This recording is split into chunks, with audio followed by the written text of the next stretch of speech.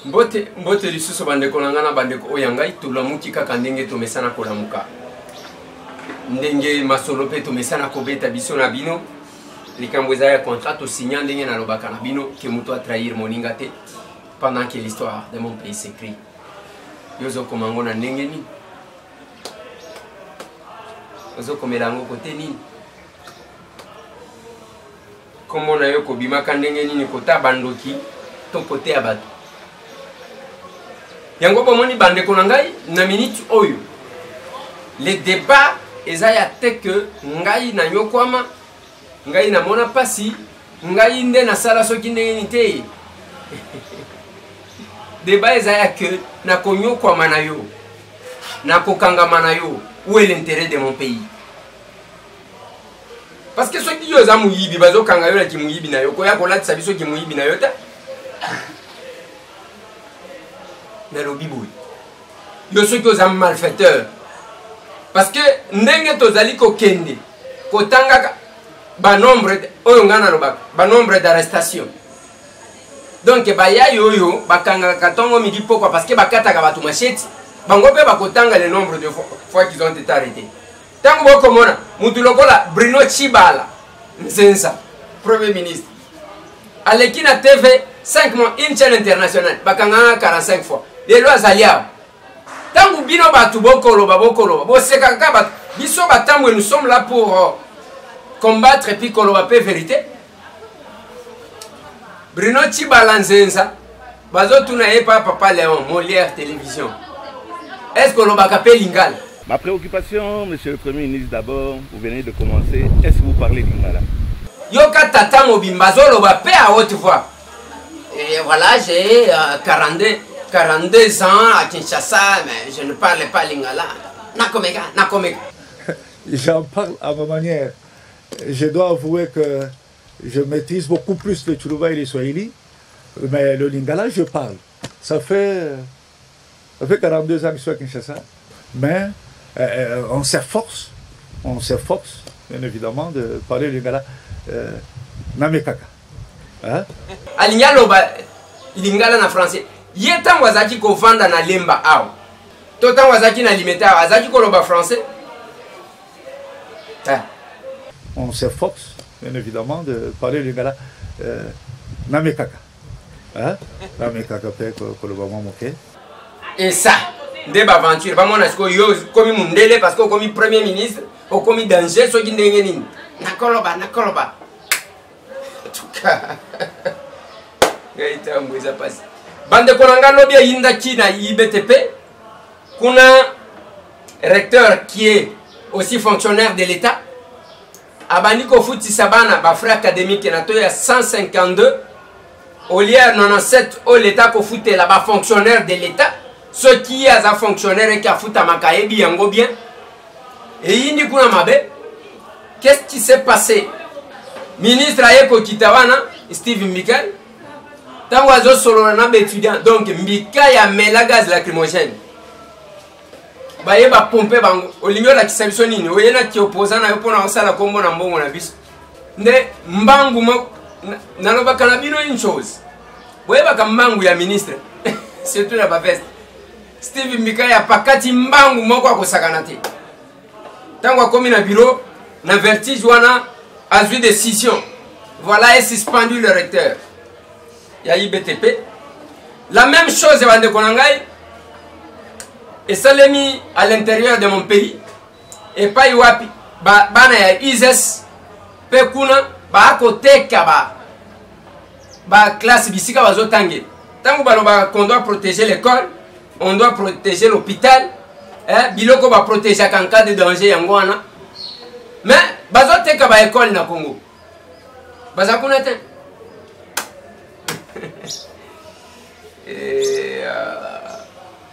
Alors, c'est ça bande konangai. Mais na minute oyo ndenge tokolo baboy. Kuna na Kindu. Radio Kindu. Oyo bayaki parce qu'il y avait une émission qui passait en direct. Et que va critiquer Ramazani Shadari, vice-premier ministre de l'Intérieur, par un auditeur qui a appelé au téléphone, baye ba kumbi matériel nyonso. Naba Oba Salaka, Naba tout doit être emporté. Voilà là où nous sommes. On ne doit pas critiquer. Nakindouana, il y a une motion contre tout Saloum parce que Bamoni qui a ça de l'autre côté. Vrai gouverneur, et ça la kamatata pogno mapon. Balobi a ça de l'autre côté. Mais vous sentez que manipulation. Ndenge Toloba pays de crise. Nalomami, crise. Kuna, crise. Naeste, crise. Banlèvement ndenge ça de mana sud Kivu Mikolo. Nandega ko sakanate. Voilà bande konangai. Mais le lot ozali ko proposer bino matinée politique. Il y a AR, Alternance pour la République, et Salima qui n'a siège à Envol. Et pas il y a Monamboka Délice Sanga Ipung. Bokolanda propos, il y a Délice Sanga sur la loi électorale. Bokolanda propos, il y a Pierre Lumbi, président, il y a Conseil des sages, il y a Rassop. Et puis Bokolanda, Monamboka Félix Tshisekedi. Délice Sanga.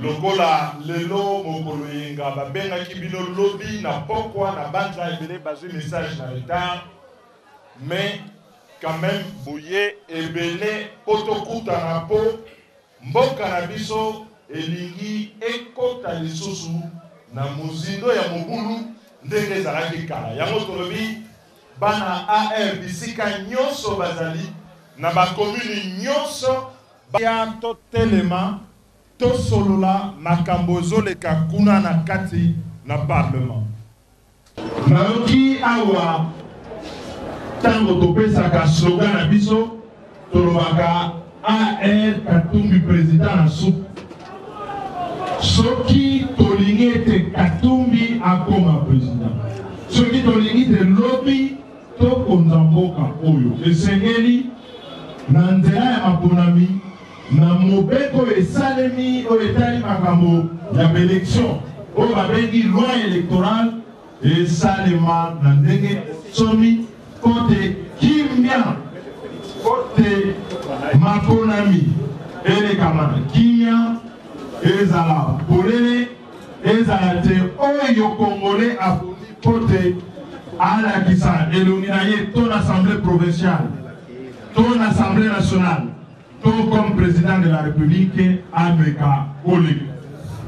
Liboso ya kosolo la makambo eze na kati ya na kobanda na oyo etali makambo oyo solo laka na eleko ya négociation. Tolobaki il faut moko na kati na ba Congolais oyo bandite akoki kozala candidat pour l'élection présidentielle, Batikaye Azonga Namboka na Kimia. Candidat Nabiso, Bolobi, Bolinia comme président de la République. Mako comme président de la République sera zili pendant Morate. Ako comme président de la République, qui a zone na kati na Congo, Bino Bozwa, Ningisa, Yakokende, Koponaye. Et ça, vous voyez? Alors, il y a un autre ben na Lopoto Balobi. Ezali makambo etali décrispation. Tango tolobi décrispation ni kolobali. Ne makambo etali ba politique. Yali makambo etali bana mboka bango nyonso. Tolobi na kati ya AR. Tozali d'abord na ba prisonnier politique na biso.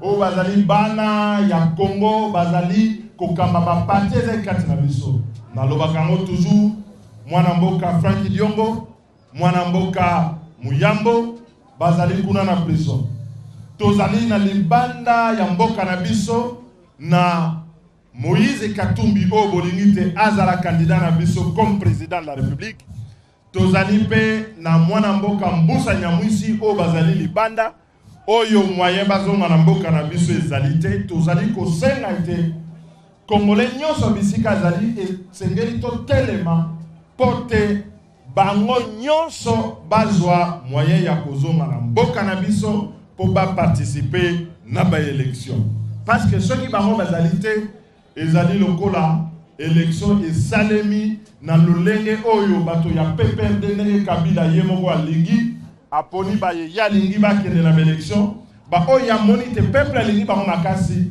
bazala libanda est-ce que biso na AR tokoki kondima yango na AR est-ce que tokoki kondimela yango yango raison ya liboso tokotele mais tozali biso moko te na AR to na kati ya lingomba monene babengi rassemblement na banda bolandaka rassemblement na balinga na biso nyonso ndenge tozali kosenga te bandeko na biso nyonso bazali libanda il faut bazonga na kati na mboka pe mikolo ezali koya tokobenga bino lokola exécutif ewanga lobaki biso na bandeko na biso ya G7 parce que G7 na AR tozali na même candidat na élection présidentielle tokobenga bino na journée monene oyo ba membre na bango na oya biso ba cadre na bango na oya biso tokosangana pour la solidarité envers ba membre na biso oyo bazali en exil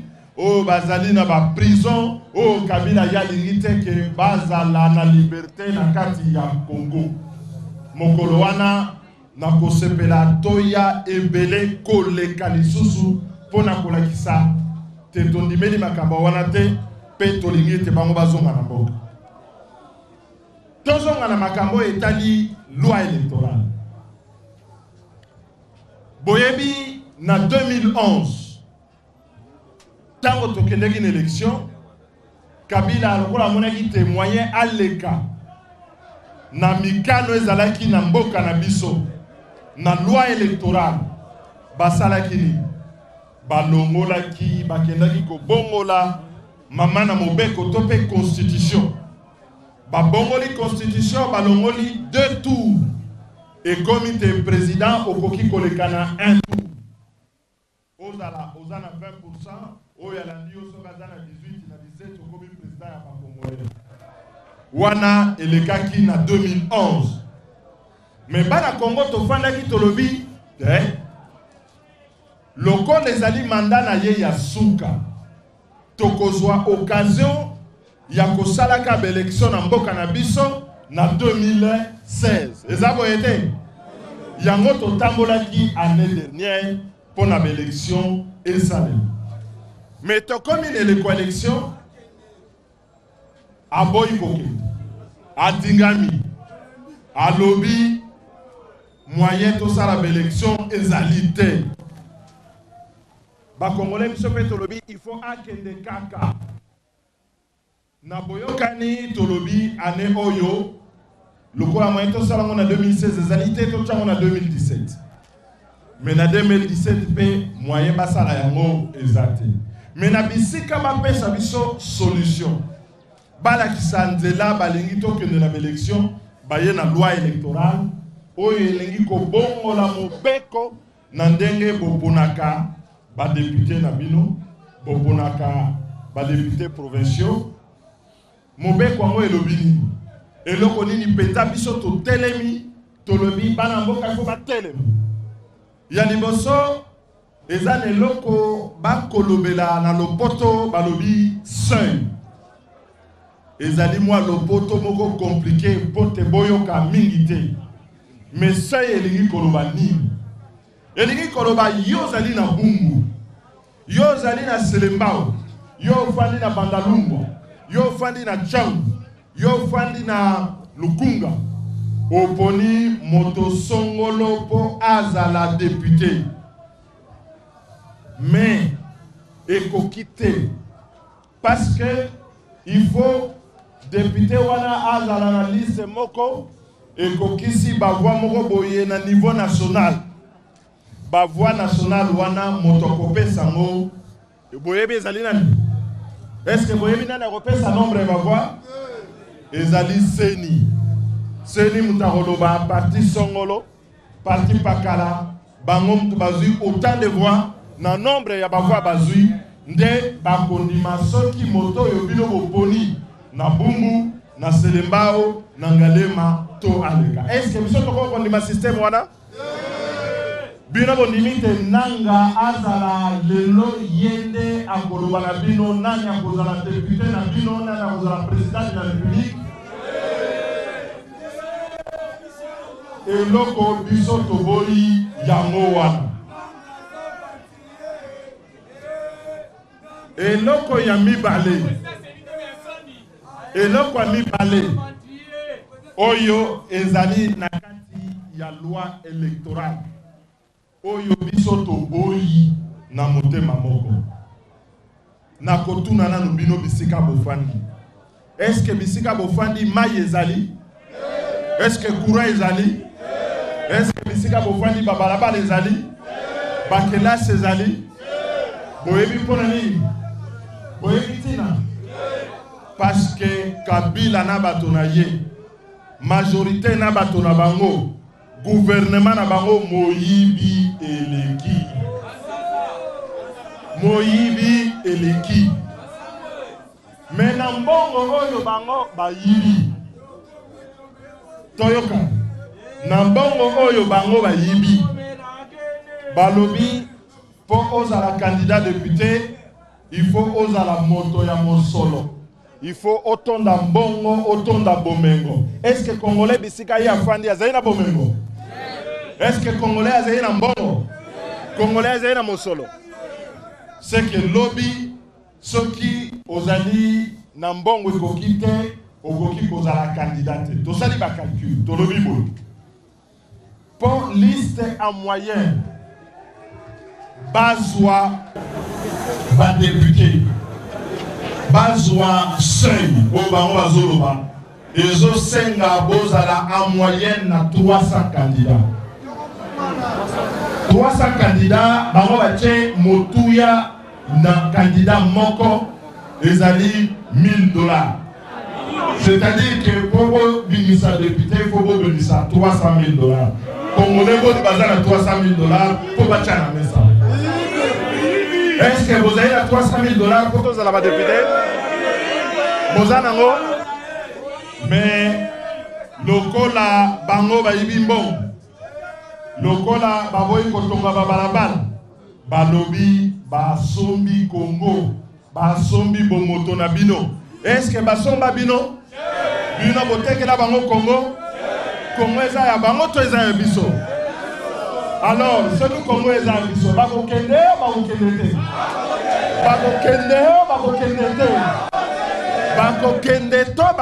te. Alors, ce qui bolingi te bakende, ekosenga te biso baso, bisika toali, il faut to telema parce que mobeko wana soke leki, lobby, il faut $300,000 pour tous les candidats.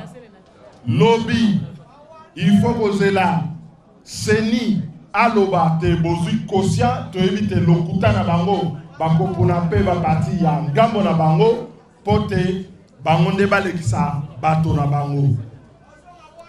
Eloko ya misato to boyeli penza loi électorale balobi boyi bomona ka tango tokenda ka élection soki boke élection bolingi bosala meeting, est-ce que basenga autorisation? Soki na ye tokutana na lisenso na bandeko baza na lisenso, est-ce que il faut na senga autorisation pour te tokutana bango? Mais bango batia na mobeko na bango balobi na tango ya loi ya campagne électorale avant yo bima libanda okendo solola na bandeko oke kolakisa na elongi na yo epai ya Kimbuta epai ya maire na bino et pas ya bourgmestre pour faire sa autorisation. Est-ce que bino mako ndima yango pe balobi bo Ceux qui ont dit machine à voter, c'est-à-dire que beaucoup ça la makambo ya mabonomi. Ceux qui ont dit machine à voter, ça veut dire que Congolais to continue esclavage à solo. C'est-à-dire que lobby to kokende kokopona ba élu na bino, mais bato yo bino koponi ba kopimate, ba kobimisande bato na bango. Awa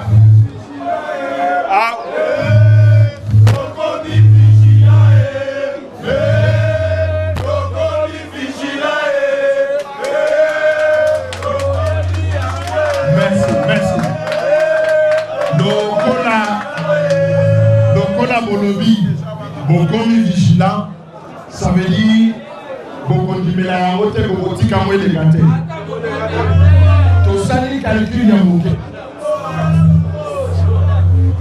Tosali calcul Yamoke. Calcul Wane la Kisibisote. Ceux qui Totiki Bango, Baké de la élection, Nandere Bango Balingi, lobby, na parlement, Bakobima. Na 370 députés. Bakobima 370 députés, il y a PPRD na batonaye. Boye bitina na yango bazoluka yango, bazoluka ne ba bongo la maman na mobeko. Parce que ceux qui ont la député belé, ne va changer constitution. Ceux qui vont changer constitution va permettre moto na bango en zone. Yango to kosena na bino. Boza na éveil. Il faut que les manteaux tambola. Tout ça a été bisonnon sur la bombe. Loi wana, loi électorale, élecatée. Tobo il kamboya seuil. Tobo il kamboya machine à voter. Tobo il paie ma kambona bango. Balingi ko bebisa.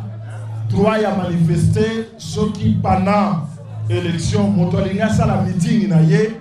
Et Sengélité a qu'elle kota la maire, a qu'elle kota la bourgmestre, topé Kimbuta pour Asala meeting. Yango, nalinga ki konimol la bino lelo, kola kisabino, tina nini na AR toboyi mobeko wana. Toko senga bino na ba comité na bino, bo solo la na ba quartier, boye bisabala mboka, toko benga bango, po baya lisusu, totele matotambola. Voter na parlement loi wana élecate totelema lokola totelemaka na 2015 na 2015 balingaka koyiba ya turo yo babimisi yango pena na mpwasa babimisi yango polele balobi bino bokovote lisusu te machine à voter nde kovote seuil nde kovote. Voilà eza bongo Délice Sanga solo la kina pep atalisi bango ba question de l'heure akutani na bango meloko nakolo bazanine. C'est le moment où ba politiciens bokoti ko mobiliser ba tunabino ba membre ya ba parti na bino parce que ndeko nanga wana ya Burkinabé alobaki nanga eloko etikali collé à moi, tout le monde debout partout et au même moment. C'est maintenant que Tokoti comment na ndenge batu basanganaka. Quand même wana eza AR. Félix azamutu ya ART, bomoni aye. Pierre Lumbi azamutu ya ART, bomoni aye. Mais bolandana nous propos ya Pierre Lumbi. Oyo président ya conseil de sages. Il y a Rassop. J'aurai très peu de choses à vous dire parce que vous savez, le coordonnateur de l'AR, c'est un talentueux parleur, un intellectuel qui est connu comme étant parmi les meilleurs dans notre pays.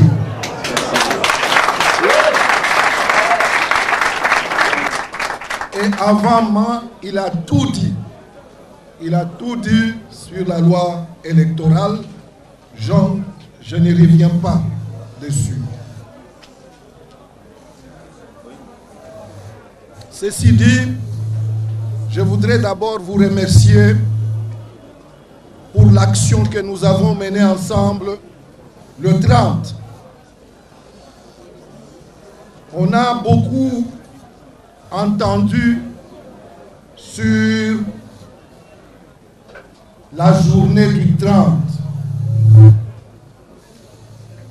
Il y a beaucoup qui a été écrit, qui a été dit pour dire la marche du 30 a échoué. Nous, au niveau du G7 et du Rassemblement, ce n'est pas notre avis.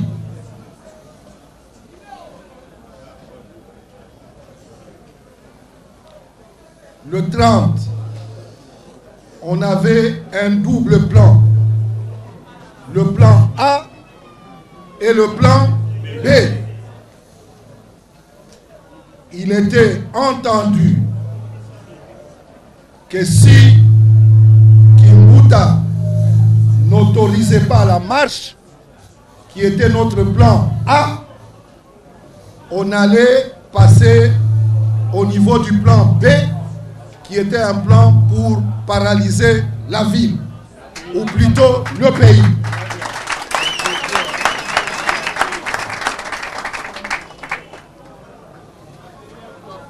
Kimbuta nous a interdit la marche en dernière minute.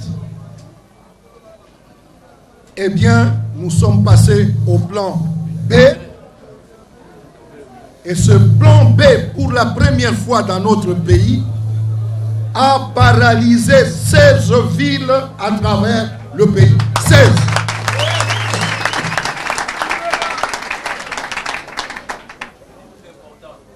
À Kinshasa,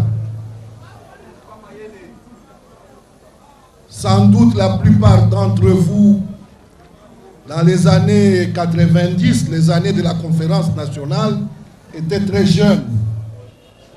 Mais moi, j'étais en ces moments-là activiste, un peu jeune comme vous. Alors, donc, je suis parmi les groupes qui a commencé les actions des villes mortes, les actions de marche dans cette ville de Kinshasa. Depuis cette époque-là, j'ai suivi toutes les villes mortes qu'il y a eu. Eh bien, les villes mortes qui ont été organisées, la paralysie pays qui a été organisée le 30, a été de loin la plus réussie.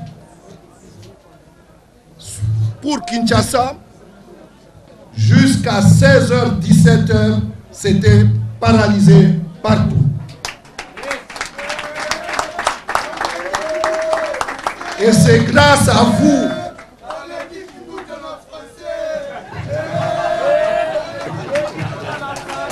Merci beaucoup. Merci beaucoup. Merci beaucoup. Et c'est grâce à vous. C'est grâce à vous, combattants. Merci pour lutter contre ceux qui veulent s'accaparer de toutes les richesses de notre pays. Mais je voudrais aller plus loin. Il y en a qui disent pour nous décourager que non, la journée du 30 a échoué. À supposer réellement que la journée du 30 a échoué. Et qu'est-ce que ça fait? Je dis, qu'est-ce que ça fait si ça a échoué? C'est pour nous décourager, pour qu'on ne recommence plus? Non. Tant qu'il y aura la dictature, nous avons le devoir de lutter et de lutter encore et de lutter toujours.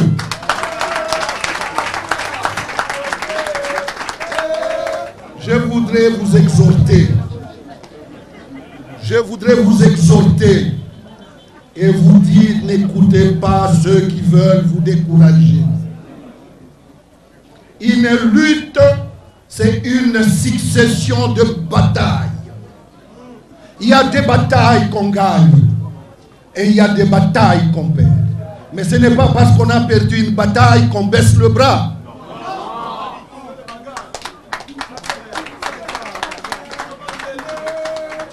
Vous connaissez bien Madiba. Vous connaissez Madiba? Mandela et l'ANC, ils ont fait combien d'années de lutte? Combien? Non, vous avez tort, c'est les doubles. L'ANC seul, plus de 50 ans. Madiba, prison, plus de 30 ans. Vous vous rendez compte? 50 ans de lutte. 30 ans de prison, 32, 33. Et personne n'a baissé les bras. Les Sud-Africains ont continué chaque jour des manifestations. Vous connaissez l'histoire de Steve Biko? Vous connaissez toutes les marches de Soweto? Eh bien, c'est ce que nous allons faire ici. Nous ne devons pas abdiquer. Nous mènerons toutes les batailles qu'il faut pour que notre pays soit libéré. Le mois de décembre, chers amis, s'il vous plaît, écoutez-moi. Le mois de décembre est un mois capital, est un mois déterminant. Vous devez être prêts à répondre à l'appel du rassemblement de toute l'opposition pour pouvoir engager des actions déterminantes et définitives. Vous devez mobiliser et encore mobiliser, parce que les manifestations que nous devons organiser ce mois-ci, c'est pour rassembler non pas 10 000 personnes, non pas 50 000 personnes, non pas 100 000 personnes, mais 2 millions de Congolais dans les rues.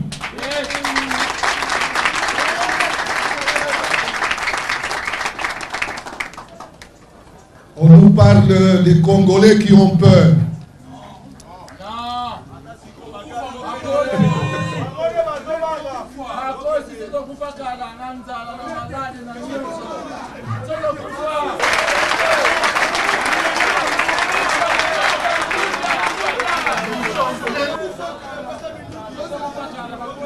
On a peur de quoi et de qui?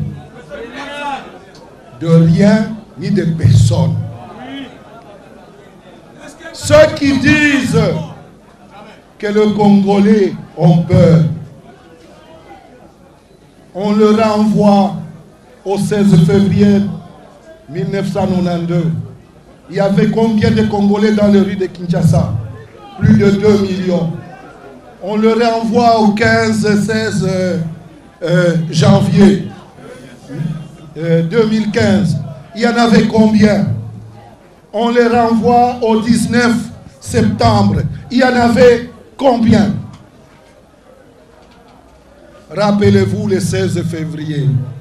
C'était le comité laïque de coordination. Eh bien, hier, j'ai entendu, ce comité est revenu et a lancé un nouvel appel. Il faut l'écouter.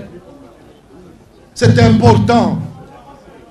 Toutes les couches de la population congolaise doivent se mettre maintenant dans la danse.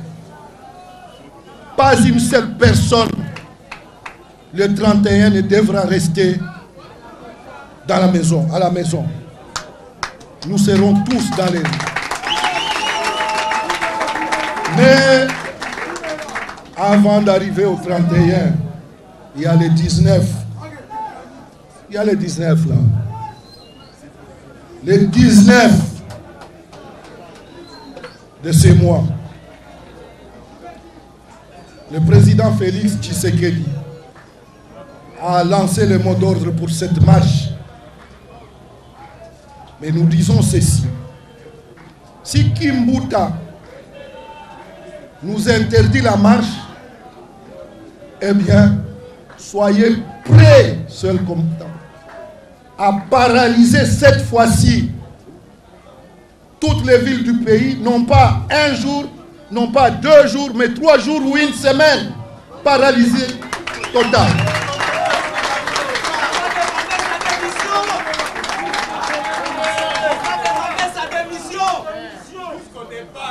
Nous allons paralyser toutes les villes, toutes les grandes villes du pays pendant 3, 4, 5, 6 jours, s'il le faut. Et désormais, à chaque fois que Kimbuta va nous refuser la marche, nous allons réagir par la paralysie. Jusqu'à ce qu'ils comprennent. Voilà, chers amis. Je vois que mon frère Ewanga, qui est en train de regarder la montre, après cette courte exhortation, vous dire ceci.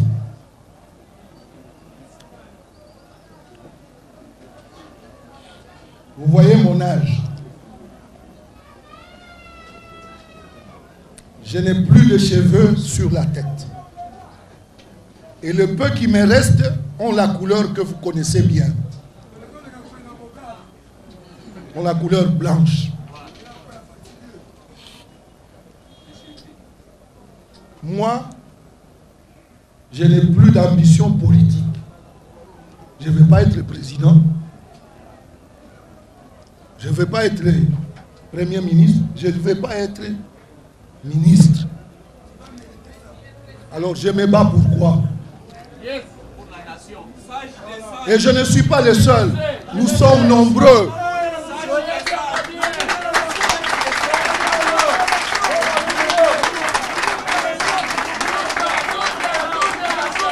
Nous sommes très nombreux comme ça. Vous avez vu Mwando, il est mort.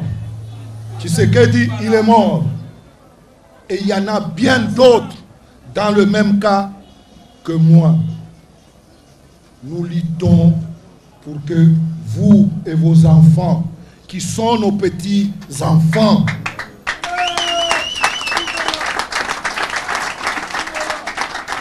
sortent de l'esclavage. N'écoutez pas ceux qui vous disent que vos dirigeants luttent pour des postes. On ne lutte pas pour des postes. On ne met pas en danger sa vie pour devenir un ministre. On met en danger sa vie pour une cause plus noble, plus grande. Le peuple congolais et sa liberté. Je vous remercie. Okandini. Musala ko finga ka batu. Musala ko qualifier batu de n'importe quoi. Pierre Lumbi, c'est un vieux qui a démissionné à ma fonction à ma casse au Azala qui cause peut-être 300 000 balles par mois. 300 000 dollars par mois. Tata wana bomoni akolo. Azoloba Miami sezo kita. Si moka oyo bakolobisa baba. C'est tout le monde qui se met à injurier batu ya modèle loin. Voilà ses propos. Alobi d'abord que bazwaka risque était pour na intérêt pour na o comme ministre. Bazwaka risque pour na démarche moko noble. Tala biloko papa wana bimisi. Pierre Lumbi kolabo, Pierre Lumbi azana Kabila pona nina ba remplacer te banda longwa. Voilà. Tango bozomona vous sentez que eloko moko bo ekangie parce que alobi oya kokaki kolobate. Alobi azana poste ya cause la présidente, azana poste ya cause la premier ministre te bino bozawana kake bazoluka ba poste azana poste na ngote azana poste ya comme ministre te azobunda pona bino na bana na bino. Siko ba dongolo misu oyo bango musala na bango kofinga batu nyonso suivi là alobi suki nyonso sekoi na mutu na koluka lisusu nini mondo simba akei Tshisekedi akei biso nyonso toza na logique wana totikela bino ata eloko moko ya malamu le respect ya mibeko ya mboka courage mwana mboka Pierre Lumbi papa na biso na éviter soki badongolo miso la machine ya diabolisation bakoloba nini Félix Tshisekedi Dieu ayaki pour nous renforcer. Ah oui, là où il est bon, on va dire qu'on a pas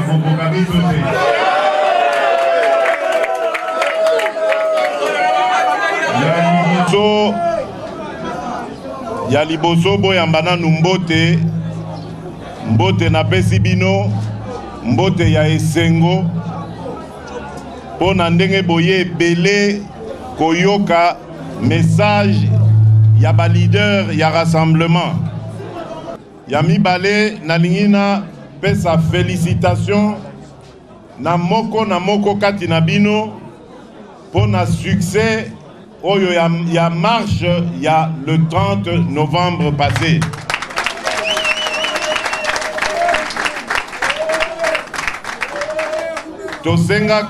Tosengaki mobilisation ya peuple na biso mobimba.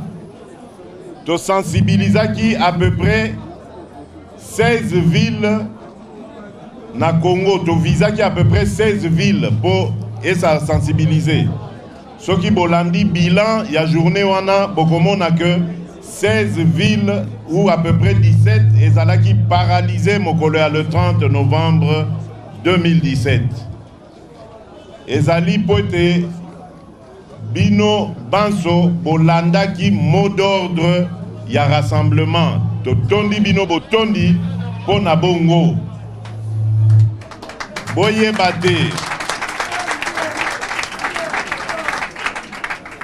bate bitumba wana ezali bitumba ya congolaise na congolais nyonso même ba oyo bazali kobundisa biso oyo balingi tosanganaka te tosalaka baaktivité ya baparti na biso te ata mpo na bango tozali mpe kobunda parce que na bozoba na bango bazali ko se rendre compte te que bazali ko condamner mboka oyo et puis tango bazo condamner mboka oyo bazo condamner pe na bana na bango moko. Or ya biso objectif ezali ko libérer mboka na biso balingi bazwango na boumbu mboka etonda bénédiction. Est-ce que boyebi que dans quelques années, dans quelques dizaines d'années, mitukao bozomona lelo yozotambola na carburant et kozala lisusu te et kokoma kotambola na électricité lokwa ba téléphone portable matière wana etondi meke na kati ya mboka na biso. Mboka na biso ezali mboka ezana ba enjeu ebele esengeli ekambama na baebalingi penza mboka na bana mboka tokoki kokamba mboka oyo te kozwaka bwanya nango kotondisa na bapoche kotika bana mboka na pasi ezali criminel ezali kindoki nde tina ya bitumba tozali na yango bitumba oyo tomemi epai tozali kokende na yango c'est-à-dire kobengana bato oyo bazingi bakanga biso na boumbu bato wana boyebi bango tina ya kotangaka bango pampambe eza te mpo bazwa mutu munene bakokanisa ke bazali na importance. Lobi tosalaki réunion ya rassemblement lobi okuna tozui décision mususu ya ko continuer na ba action na biso pona ko libérer mboka. Décision monene oyo ya motuya tozui ezali que le 19 décembre prochain marche ya kafu kafu esengeli ezala na kati ya mboka.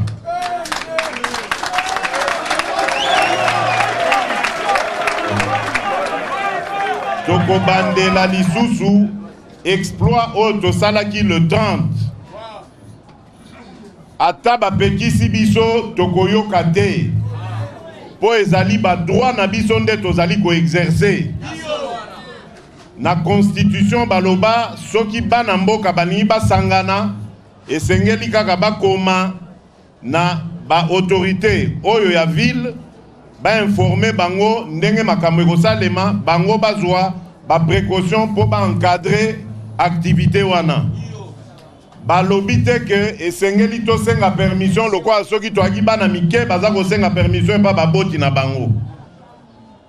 To lingi ko marché pour na ko démontrer na mokili mobimba que bana Congo balingi changement.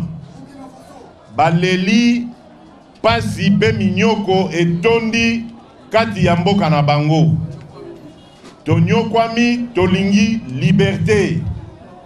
Liberté wana ndenge na lobi na bino batata ba mama bandeko ezali liberté ya biso nyonso. Ezali privilège na biso moko te tozali kosenga. Poso ke ezali privilège toenga tosala lokwa baninga o bazaki esprit faible bakenda komiteka na banguna. Biso tolingi bino tolingi Congo etombwama.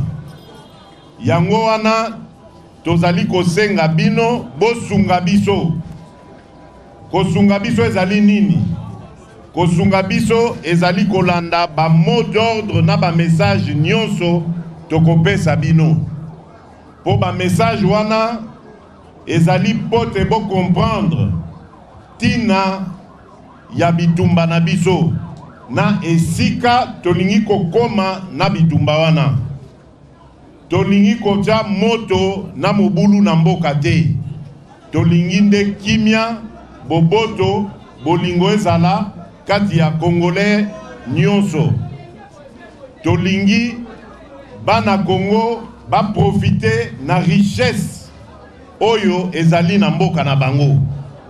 Tokoki kozala te bapaya baye toyambi bango nesengo ndenge tomesana me bango bavwa makakaka biso totikalaka sima.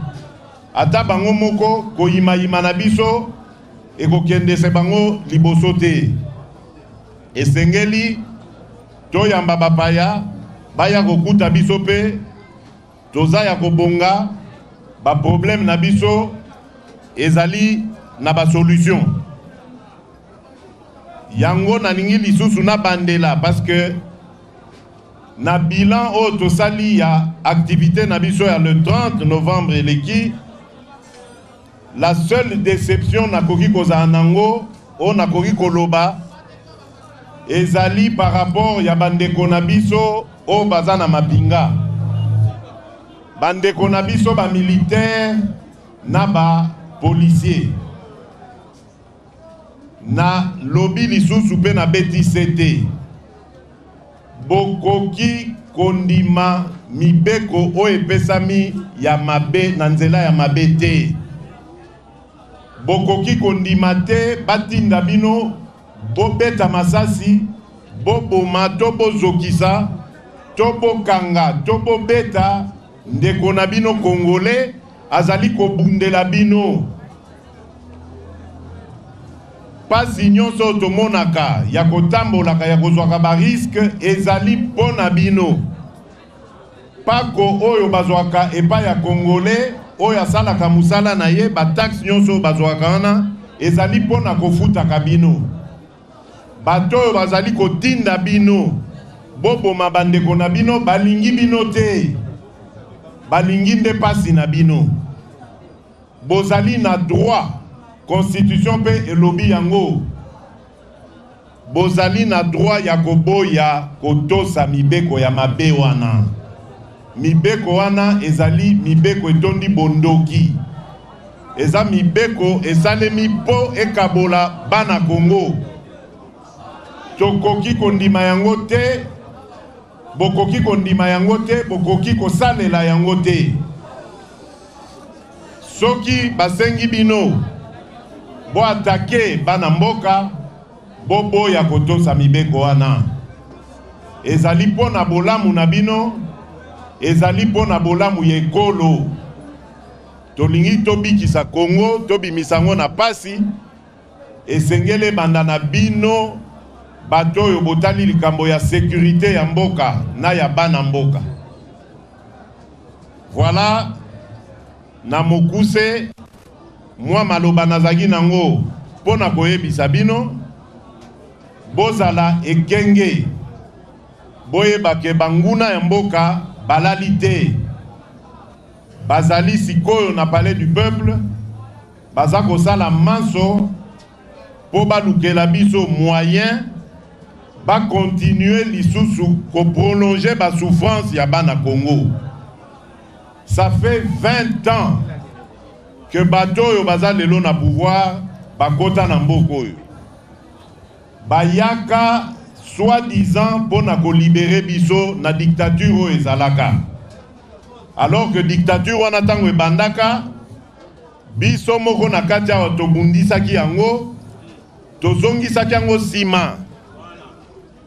Mokonzi azalaka époque wana, le défunt maréchal Mobutu, alapaka que ye na bomoi na ye jamais deuxième partie ekosale manamboko. Mais biso tolobaka kaka tenons bon, nous vaincrons. Toyaki kolonga. Kaka ye alobaka ndengwana akomi démocrate.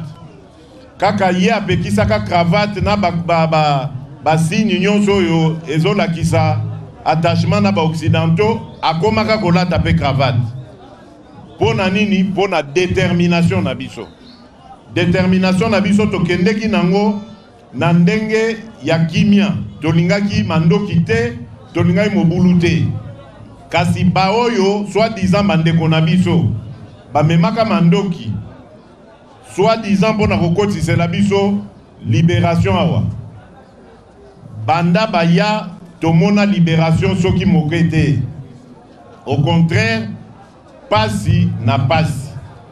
Congo lelo est commis parmi ba dernier pays na monde. Oyo ezali na domaine ya développement. Pendant que le même Congo ezali kokomisa ba multinational na ba individu ba multimilliardaires. Donc ça veut dire qu'il y a un problème. Et ce problème est qu'on a résolu na ba soi-disant libérateur au Baya Outa 20 ans na mboko yote. Yango tolobi ngonga na bango et koki. Parenthèse auto fongolaka na AFDL tokokanga yango au plus tard le 31 décembre.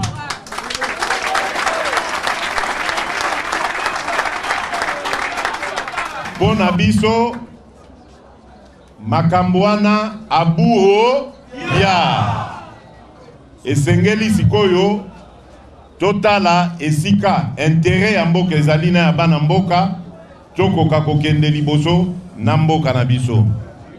Donc bana mboka bozala ekenge makambo ezosalema. Eh ben voilà. Okoloba nini bayebisaki yo te, oyebi badroit na yo te, bango babatamaka balobaka te. Mais oyo bazoloba wana eza banani. Bandeko na ngai, je répète encore une fois de plus, l'histoire du Congo est en train de s'écrire. Mutuna mutuata la place nini azoko. Nandenge nini akoko. Félicitations à mwana mboka Délice Sang. Souwe nangana prière nanga Isaiah otika la constant tina suka. En dépit ya ba rumeur, ba murmure oyo ebele ezali koyokama. Yake Délice Sang azono gossier, Délice Sang azoloba. Mon souhait que totala to vivre na bino ce changement là. Oyo to bundeli. Félicitations à Yope Mwanamboka, Jean-Bertrand Ewanga, Isse Wanga. Na bandeko tout, on va répondre à qui? Devant une menace extérieure, bato bakoma kaliboki. La menace extérieure renforce l'unité intérieure. Mais ce qui bao balingi ko yoka yangote faut boye ba côté na bango. Ndenge baza jité wan. Baza jité na bosa jité te. Na loba ki identification. Ba gima ya pe. Merci aussi bandeko balandi. Courage na yo mwana mboka Jekoko Mulumba. Frank Diongo. Lobi bakanga ki maître Libaya azali moko ya parti naye, c'est un sportif, bazaka na sécurité à Frank Diongo. Je vous informe que maître Libaya banlefaki yelobi na ngonga ya 18h. Kuna na Vingungu numéro 4 na quartier ancien combattant. Na sima ya bango ko kanga Joël Ituka oyo lisusu ya MLP. Lelo aza kuna na prison. Azaki d'abord asalaki 2 mois. Hein? Asalaki penza 2 mois bakangiye et demi. Lelo ndenge toko loba basi ba transféré après avoir ko subir opération. Mais ndenge toko loba boy azana hôpital ya kuna na prison centrale de Makala. Banani ba ko assister ba congolais. Courage na bino nyonso tout. Ba Jean Jomi Dongal. Ba Jean-Claude Mouyambo. Courage na bino nyonso tout.